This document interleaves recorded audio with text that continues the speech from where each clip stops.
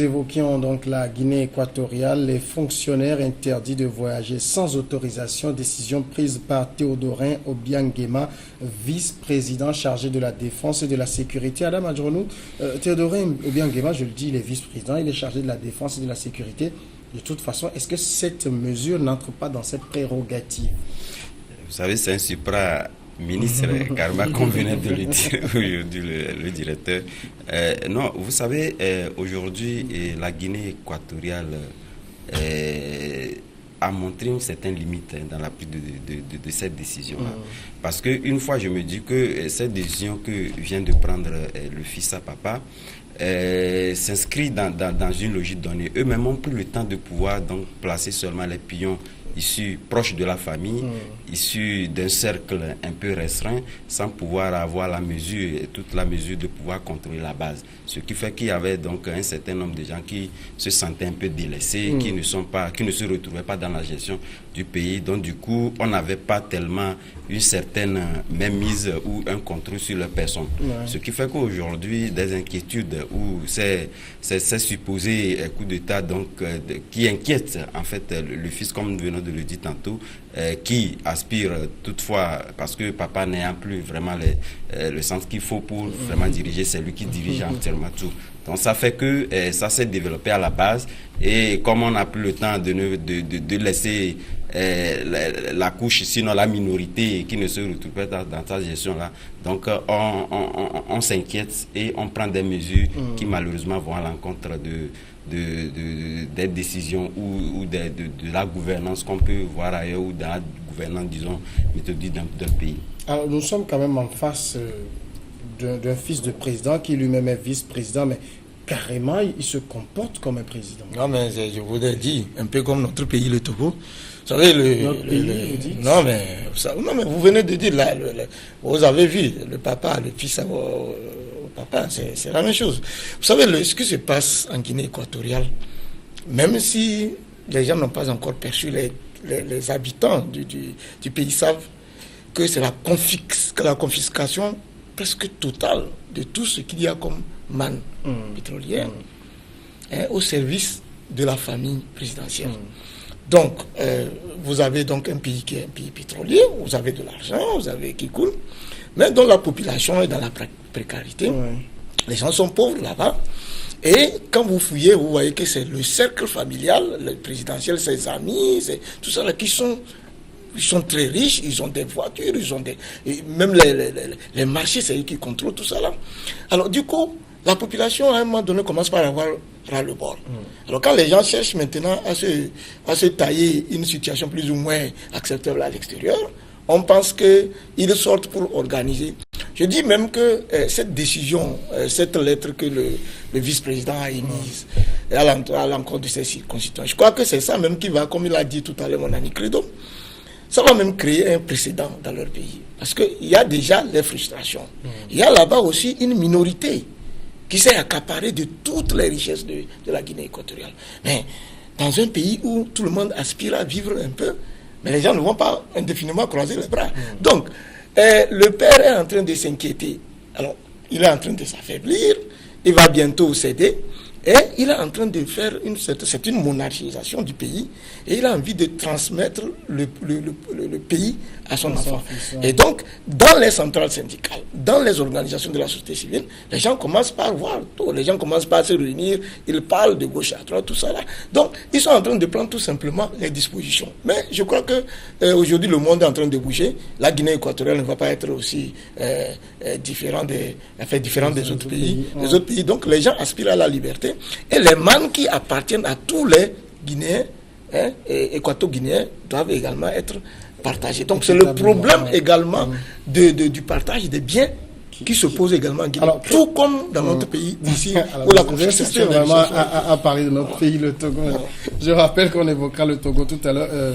Je voudrais qu'on insiste un peu sur ces coups d'État imaginaires qu'on voit dans la plupart des pays où les gens tuent au pouvoir. Non, mais moi, je ne sais pas. Ce qu'on va mettre dans la définition de coup d'État imaginaire, c'est vrai.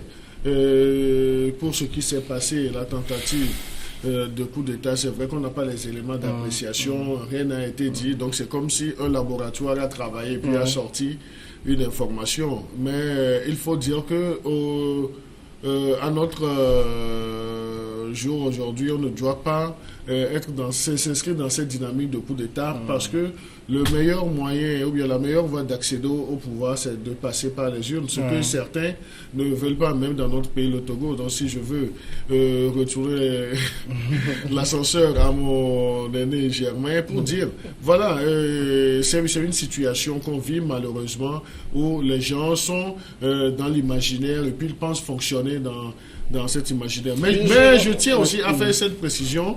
Lorsque M. Sossou parlait tout de suite, il a essayé de faire la corrélation entre la Guinée équatoriale et puis le Togo. Je lui concède ça parce qu'il est dans son rôle de politique togolais et surtout de sa frange. Donc c'est un exercice on parle non, c'est un exercice quotidien des biens publics. Mais les réalités ne sont pas les mêmes, aussi bien en Guinée équatoriale qu'au Togo. Ici, c'est le phosphate. Il n'a qu'à prendre son mal en patience. Lorsque nous allons revenir sur le dossier togolais, tout ce qu'il a à dire, donc il va le dire.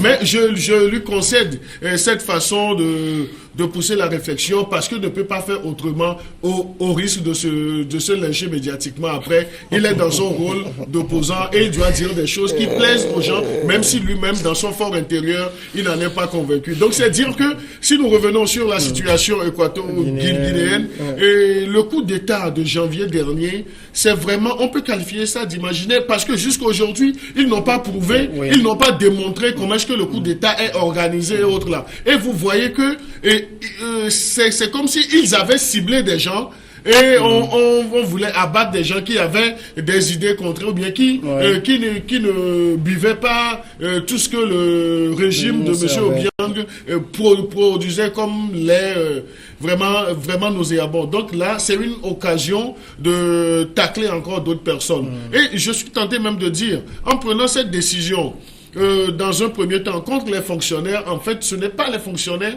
dans leur ensemble, mais j'ai comme l'impression qu'ils ont ciblé des gens qu'ils veulent déjà anéantir et ce n'est qu'un habillage que le vice-président a fait pour pouvoir atteindre les foyers de résistance qui malheureusement se retrouvent dans ce pays. Mais on ne peut pas encourager cela et je ne pense pas que M. Sossou va encourager cela jusqu'à se mettre encore à faire cet exercice malheureux d'identifier la Guinée équatoriale. Mais c'était tout ce que vous venez de dire. Il suffit seulement de jeter un coup d'œil au Togo. Vous allez faire tout à l'heure. Non, mais est-ce qu'on peut partir à base des hommes parce que c'est trop gratuit d'affirmer des choses. On va parler du Togo.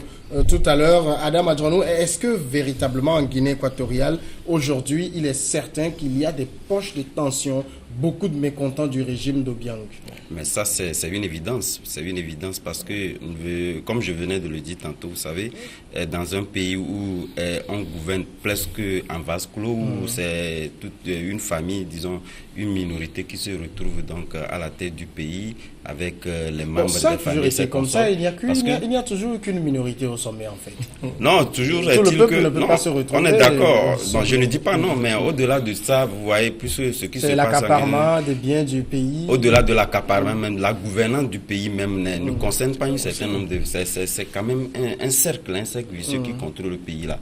Donc, au-delà, pour répondre à votre question, moi je me dis aujourd'hui, revenant donc à la restriction imposée à un certain, moi je me dis quelque part, le coup d'État n'est pas avéré, puisque jusqu'au jour d'aujourd'hui, on n'a pas de preuves pour démontrer qu'il y avait véritablement un coup d'État. Mais moi je me dis, la restriction imposée par rapport à la sortie du pays, parce que vous savez, les mouvements sociaux, si on n'en retrouve pas habituellement dans ce pays-là, ça dépend du fait que les gens ne sont pas sortis pour pouvoir apprendre.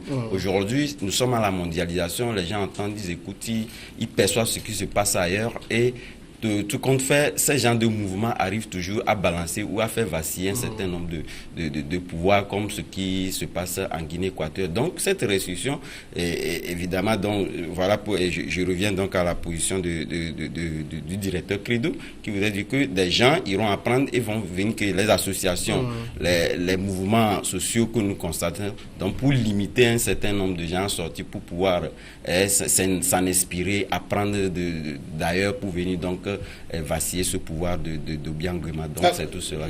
Mais surtout, qu'est-ce qui explique au-delà de tout cette propension qu'ont la plupart des pouvoirs et même certains élus démocratiquement à se faire entourer du cercle familial? Oui, c'est la question, je ne sais pas, on ne comprend pas. Peut-être ça s'explique aussi du fait que peut-être pendant des années, pour certains, les nouveaux qui arrivent et qui se comportent comme des anciens, l'énigme, je peux vous assurer que jusqu'à présent nous cherchons à comprendre.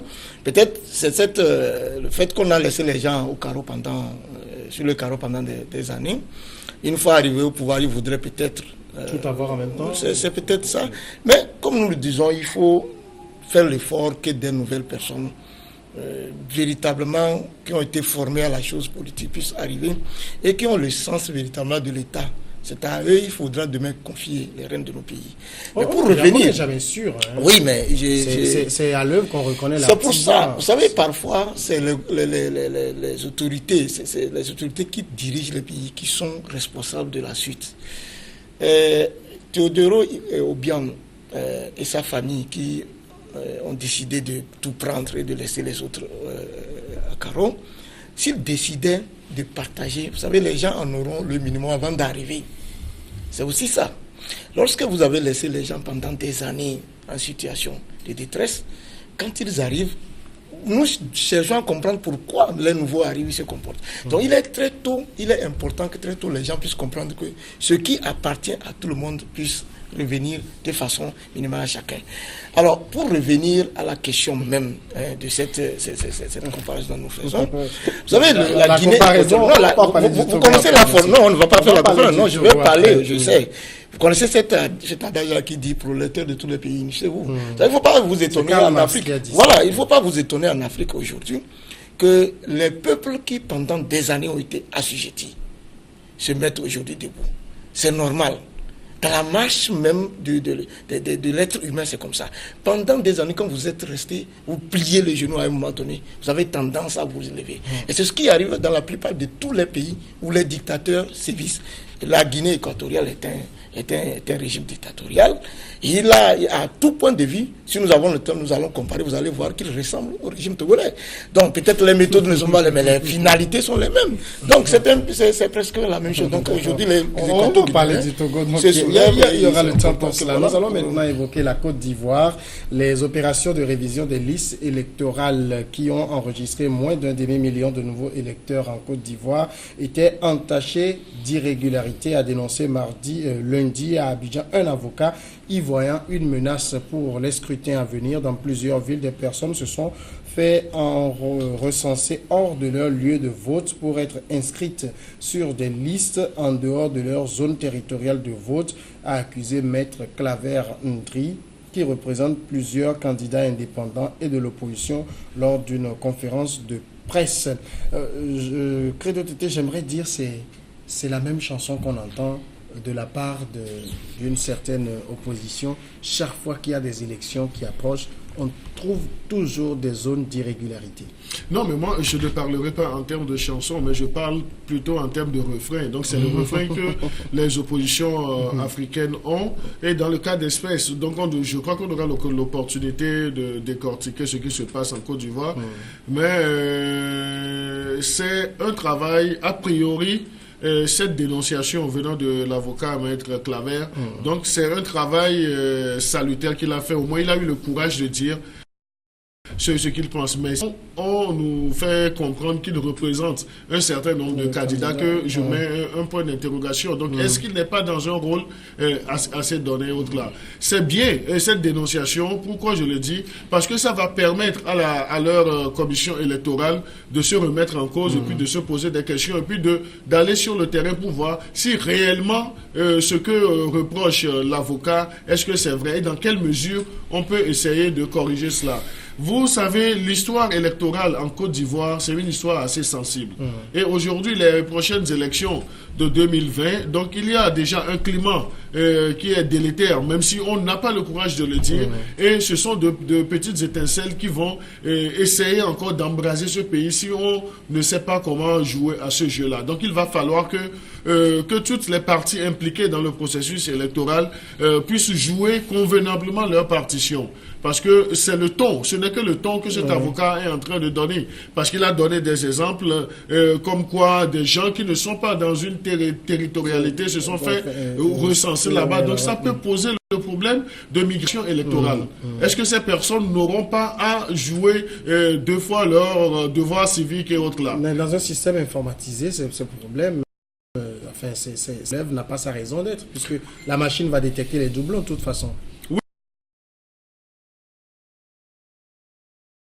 Oui, la machine va détecter des choses. Donc, nous sommes en train de faire des réflexions. Mais j'aurais souhaité que cette dénonciation faite, que la CENI puisse revoir le fichier et puis essayer ce qui est encore corrigeable. Alors, Germain Sosso, la commission électorale indépendante de Côte d'Ivoire a assuré enquêter sur ces allégations, mais il faut véritablement noter ce manque de confiance qu'il y a entre les acteurs politiques à l'approche des élections. Il y a cet aspect de la chose, mais en ce qui concerne la Côte d'Ivoire, contrairement à... Je suis d'abord heureux que mon ami Credo ait reconnu. D'abord, il dit que c'est un refrain, mais dans son développement, il a finalement compris que ça valait la peine de se prononcer sur ce qui a été fait. Vous savez, en Côte d'Ivoire, c'est une révision qui a été faite, en une semaine qui a été faite. Vous l'avez dit, il y avait bien avant cela, il y avait plus de 6 millions. Et puis, après la révision, il y a eu plus d'un demi, enfin moins d'un demi-million. 428 230. Voilà, électeurs qui ont été ajoutés. Mais avant la révision elle-même, vous savez, la commission même a été contestée. Sa composition posait problème. Et la Cour même africaine des droits de l'homme s'était même prononcée sur la composition même de la commission. Donc ça posait déjà problème. Lorsque vous avez une commission qui posait déjà problème, et quand on vous a dit même qu'il faut la recomposer, vous refusez, vous faites le travail, vous ne pouvez que vous attendre à un tel résultat. Et je voudrais même dire ici à mon ami Credo ici, qui pense que les oppositions togolaises font du refrain. Mais quand on a fait la révision là-bas, et en Côte d'Ivoire, quand on a fait la révision, le nombre de gens qu'on a intégrés, en fait, non seulement pose problème, mais au sein même des oufettistes, vous avez des voix qui se sont levées pour soutenir les contestataires, pour dire qu'il faut revoir Donc, vous avez bien dit que la Côte d'Ivoire, le problème de la Côte d'Ivoire est très sensible. On ne peut pas se permettre de faire des fraudes. À partir du moment où le président actuel, qui fait déjà 2 mandats et qui a la volonté de s'éterniser. Vous connaissez ça, vous savez qu'il est revenu sur sa parole. Mais alors, en face d'une telle... Comment vous voulez que les gens soient rassurés qu'il ne voudrait pas frauder, mon cher ami Credo? Mais dans tous les cas, ça reste des allégations. Nous souhaitons qu'en Côte d'Ivoire, par rapport donc à la dénonciation de l'avocat, qu'on revienne et qu'on puisse véritablement vérifier.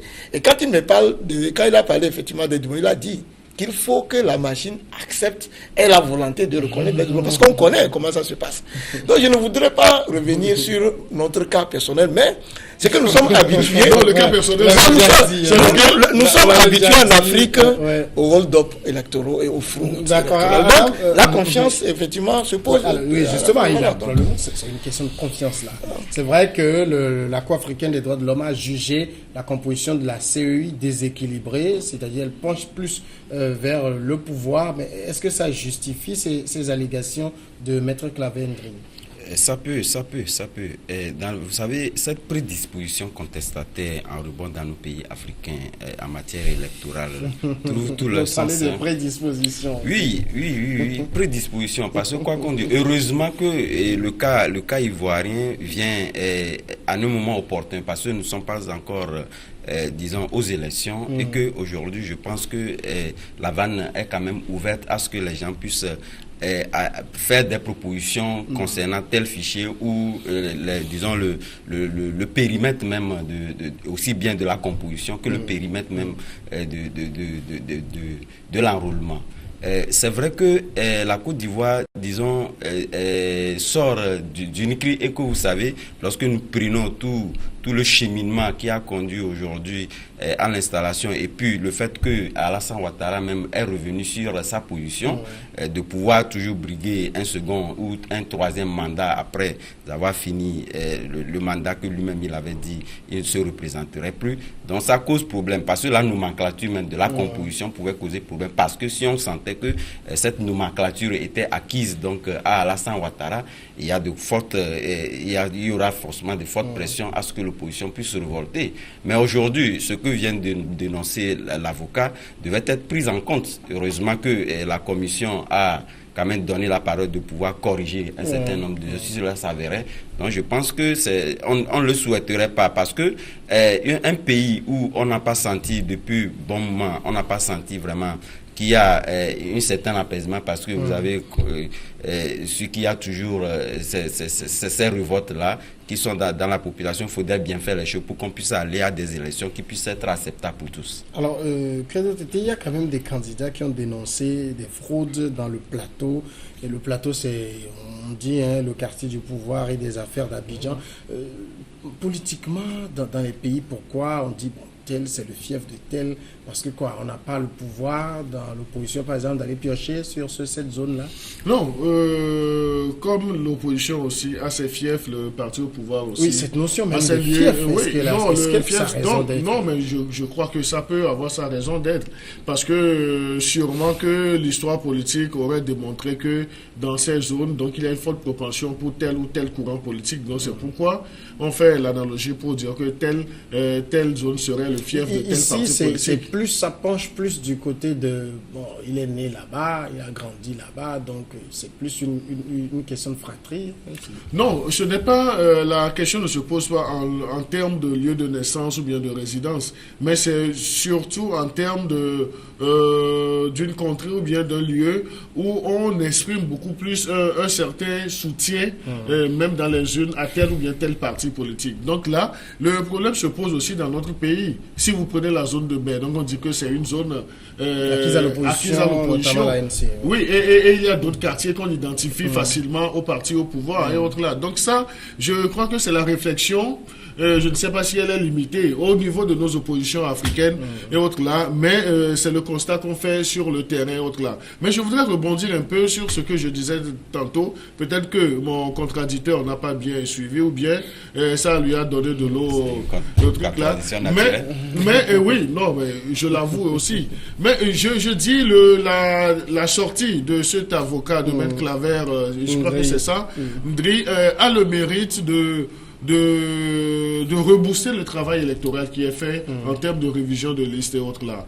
Mais aussi, il ne faut pas oublier que des intentions puissent se cacher derrière cette sortie-là, du moment où des représentations politiques s'identifieraient déjà à lui et autres là. Donc ça peut être également un fauteur de troubles à l'approche dans ce processus-là. Je n'ai pas les preuves matérielles pour le dire, mais il faut prendre les choses avec des pincettes. C'est pourquoi tantôt je parlais de l'histoire électorale, pas seulement de l'histoire politique de ce pays, mais de l'histoire électorale de la Côte d'Ivoire. Donc nous avons vu avant même la session de M. Ouattara au pouvoir, tout ce qui a été fait au niveau du processus électoral, tout ce qui ont constitué des grincements de dents et autres là. Donc il va falloir qu'on puisse corriger cela dans une certaine mesure, mais ne pas avaler aussi les propos de cet avocat comme des paroles d'évangile. Est-ce que le grand problème, ce n'est pas plutôt la confiance? C'est un problème de confiance. Et là, généralement, pour nos oppositions africaines ne s'assument pas parce qu'ils pensent que c'est le parti au pouvoir qui fait toujours dans le mauvais, qui joue toujours dans le mauvais rôle. Donc, ils se posent éternellement en victime. Mais lorsque vous vous posez éternellement en victime, vous n'avez même pas le temps de réfléchir pour poser des actes et autres là. Donc, le pouvoir n'est pas blanc comme neige. Tout pouvoir politique joue dans la conservation. Et la conservation voudrait que vous mettiez tous les garde-fous en place pour ne pas perdre le pouvoir et autres là. L'opposition aussi est légendairement dans son rôle de conquête du pouvoir. Et là, tous les subterfuges aussi sont permis. Donc, c'est là où je disais dans la deuxième partie de ma contribution, mais il faudrait prendre aussi des loups pour voir est-ce que cette sortie de cet avocat ne serait pas assimilée à d'autres intentions qui soient cachées pour essayer de juste, disons, d'embrouiller le processus et autres là. Mais du moment où leur CENI a manifesté une certaine, a manifesté une certaine disponibilité de prendre en considération ce qu'il a dit vite, mais il faut qu'ils aillent rapidement à la résorption de ces problèmes si cela s'avérait vrai. Vous savez, c'est une question historique, parce que si aujourd'hui les oppositions africaines arrivent à contester facilement un certain nombre, ce que soit le dispositif dans son ensemble, c'est historique. Parce que lorsqu'on voit, parce que souvent en Afrique, on a toujours tendance à croire. Oui, c'est une transition parce que lorsque celui qui organise les élections lui-même participe à ces élections-là, vous voyez, ce ne sont pas des élections ouvertes, il y a de quoi quand même s'inquiéter. Parce qu'en Afrique, on dit souvent, celui qui organise les élections ne les perd jamais. Or, dans la mesure... On a vu des pays où le Ghana, par exemple... Oui, ce sont des grandes démocraties en Afrique. Oui, le Nigeria... Bon, on est d'accord, ces exemples-là sont... C'est que les autres qui ont la parole. Non, c'est... Moi, je suis sûr que tu es là pour justifier que je t'en passage sur les antennes. C'est vrai qu'il y a quelques exceptions en Afrique qui font des efforts louables à ce que la communauté internationale même a reconnu, et ce n'est pas la même chose que ce qu'on peut constater par exemple en Côte d'Ivoire que dans d'autres pays également. Donc aujourd'hui, je me dis forcément, si quand même il faut redonner confiance à cette opposition-là, je pense que ça repose entièrement la question des CENI techniques que ce que nous constatons aujourd'hui. Parce que si Alassane Ouattara voulait diviser la poire en deux au moment où même la composition de la CENI causait problème, je pensais qu'il fallait trouver une autre formule quand même pour pouvoir rapprocher les positions à ce qu'on ne puisse pas être disposé à contester. Puisque cela pose directement le problème de la contestation même des élections à venir. Alors, Germain Sossou, les oppositions africaines ont des prédispositions contestataires. Bon, je concède, mon ami, vous savez, l'organisation des élections, les CI, les CENI, on a prévu les mécanismes de contestation, c'est prévu. Lorsque vous n'êtes pas d'accord, même après la proclamation même des résultats, vous avez des méthodes. Alors, mais dans le cadre de la Côte d'Ivoire, je l'ai déjà dit, il y avait déjà des éléments précurseurs. C'est ça, j'ai dit même, quand mon ami Credo dit que l'avocat, il ne faut pas prendre ça comme monnaie, non, comme une parole d'évangile, mais et la Cour africaine des droits de l'homme, elle aussi, elle a parlé de la composition. Non, mais on a parlé de la composition, c'est pas le même sujet, monsieur Sossou. Je vous dis que je vous ai donné deux éléments fondamentaux. Je vous ai dit que la Cour... Mais ces deux éléments ne se rejoignent pas. Vous voulez que je non, ces deux éléments ne se rejoignent pas, parce que j'ai l'impression que vous êtes en train de présenter les choses comme si les deux éléments se rejoignent. Faisons le distinguo, ne faisons pas le flou, parce que nous qui sommes sur ce plateau, nous ne sommes pas plus intelligents que ceux qui nous suivent, monsieur. Vous êtes un jeune politique, ayez le courage d'assumer.